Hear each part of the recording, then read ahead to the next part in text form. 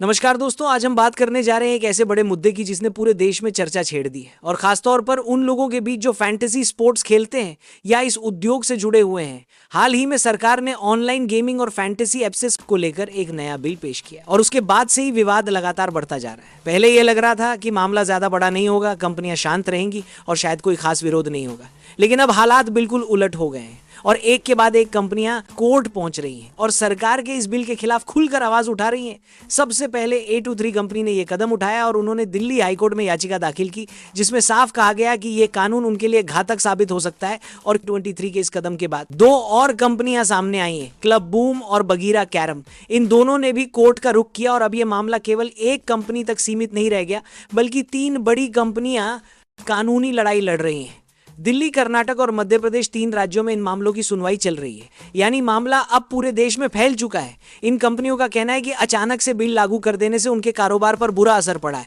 और सबसे ज्यादा झटका उनके कर्मचारियों को लग रहा है। हजारों लोग जिनकी नौकरी इन ऐप्स पर निर्भर है अब असुरक्षित महसूस कर रहे हैं। पहले से ही कई कंपनियां जैसे MPL, माए, 11 सर्कल, प्रोबो जैसी कंपनियों ने छंटनी शुरू कर दी है, यानी नौकरियां जा रही हैं और परिवार प्रभावित हो रहे हैं। कंपनियों की सबसे बड़ी दलील यह है कि फैंटेसी स्पोर्ट्स और स्किल बेस्ड गेम्स को जुए या सट्टे की तरह नहीं देखा जा सकता। उनका मानना है कि ड्रीम 11 हो, शतरंज हो, रमी हो, पोकर हो या ई स्पोर्ट्स, इन सभी खेलों में जीत हार का फैसला किस्मत से ज्यादा खिलाड़ी की स्किल, रणनीति और अनुभव पर निर्भर करता है। और अगर कोई खिलाड़ी लगातार अभ्यास करता है तो वो बेहतर प्रदर्शन कर सकता है। ऐसे में इन्हें पूरी तरह रोक देना या इन्हें अवैध ठहराना बिल्कुल गलत है। दूसरी तरफ सरकार की भी अपनी चिंता है। सरकार कहती है कि उसे जनता के हित की रक्षा करनी है। सरकार को डर है कि कहीं इन ऐप्स की वजह से आम लोग, खासकर युवा, आर्थिक नुकसान न झेलें। कई बार यह भी देखा गया है कि कुछ कंपनियां अचानक गायब हो जाती हैं और खिलाड़ियों के पैसे फंस जाते हैं। इसीलिए जब सरकार ने इन कंपनियों के प्रतिनिधियों से मुलाकात की थी तो उन्होंने साफ कहा था कि सबसे पहले खिलाड़ियों के पैसे सुरक्षित होने चाहिए, किसी भी हालत में कंपनियां धोखा न दें। दूसरा, नाबालिग बच्चों को इन ऐप्स तक पहुंच से रोका जाए। तीसरा, खर्च की सीमा तय की जाए ताकि कोई भी खिलाड़ी जरूरत से ज्यादा पैसा बर्बाद न कर सके।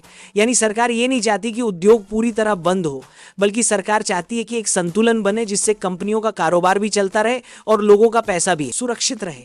लेकिन अब जब कंपनियां लगातार कोर्ट पहुंच रही हैं तो सरकार पर भी दबाव बढ़ गया है।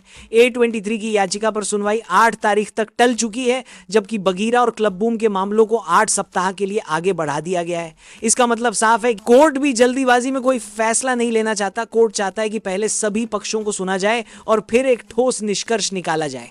अगर यह बिल जो का त्यों लागू हो गया तो इसका सबसे बड़ा असर इस इंडस्ट्री पर पड़ेगा। हजारों नौकरियां खत्म हो सकती हैं, निवेशक पीछे हट सकते हैं और भारत में ऑनलाइन गेमिंग और ई स्पोर्ट्स का विकास रुक सकता है। वहीं अगर कंपनियों की मांगे मानी जाती हैं और बिल में संशोधन किया जाता है तो यह सेक्टर और आगे बढ़ सकता है और भारत को वैश्विक स्तर पर पहचान दिला सकता है। अब बड़ा सवाल यही है कि क्या कंपनियों का कोर्ट जाना सही है। कई लोग कहते हैं कि कंपनियों ने बिल्कुल सही किया। लोकतंत्र में अगर किसी को लगता है कि उसका हक छीना जा रहा है तो अदालत का दरवाजा खटखटाना उसका अधिकार है। वहीं कुछ लोग ये भी मानते हैं कि कंपनियों को पहले सरकार से बातचीत करनी चाहिए थी ना, कि सीधे कोर्ट चले जाना चाहिए था। आगे की तस्वीर अभी साफ नहीं है, लेकिन 3 संभावनाएं हैं। पहली ये कि सरकार बिल में संशोधन कर सकती है और उम्र तथा खर्च की सीमा तय कर सकती है, जिससे खिलाड़ियों की सुरक्षा भी हो और कंपनियों को काम करने की छूट भी मिले। दूसरी ये कि कोर्ट कंपनियों को अंतरिम राहत दे सकता है और फिलहाल बिल को लागू करने से रोक सकता है। और तीसरी संभावना यह है कि कोर्ट और सरकार दोनों ही सख्त रुख अपनाए और कंपनियों को भारी नियमों के साथ काम करना पड़े। इस पूरे विवाद ने यह दिखा दिया है कि भारत में फैंटेसी गेमिंग अब कोई छोटा उद्योग नहीं रह गया है। ये लाखों खिलाड़ियों, करोड़ों रुपए और हजारों नौकरियों से जुड़ा हुआ है। इसीलिए सरकार के लिए ये आसान चुनौती नहीं है। उसे एक ऐसा रास्ता निकालना होगा जिससे न तो खिलाड़ियों का भरोसा टूटे और न ही कंपनियों का भविष्य अंधेरे में जाए। A23 ने जिस लड़ाई की शुरुआत की थी, अब उसमें क्लब बूम और बगीरा भी शामिल हो चुके हैं। यानी मामला अभी बड़ा हो चुका है। आने वाले दिनों में कोर्ट की सुनवाई और सरकार का रुख ये तय करेगा कि भारत में फैंटेसी गेमिंग का भविष्य कैसा होगा। क्या ये इंडस्ट्री और मजबूत होगी या फिर कानून की सख्ती से कमजोर पड़ जाएगी? ये आने वाला वक्त बताएगा।